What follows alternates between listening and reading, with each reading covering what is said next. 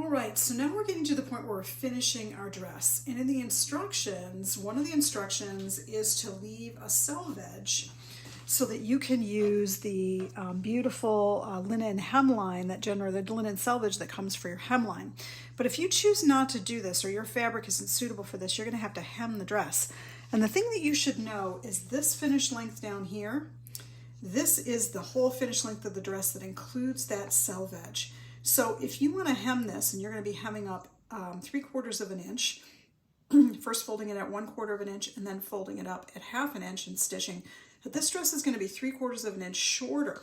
So you're going to have to go ahead on your pattern and you are going to have to add additional length here on the bottom of your pattern piece to accommodate if you want this dress to finish at this length. So when you measure your dress from top to bottom here, and you measure yourself and you say, I like that length. If you want it to be that length, you'll have to add 3/4 of an inch. And these are now included in the Ann Normandy Slip Dress instructions. So if you haven't downloaded your instructions recently, you will get a notification and you can go ahead and update that.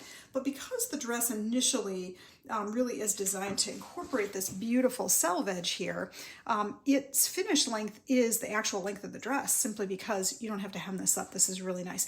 This adds a nice flow to the dress, but again, your fabric might not be suitable and you might be hemming this up. So plan accordingly when you measure to add 3/4 of an inch if necessary.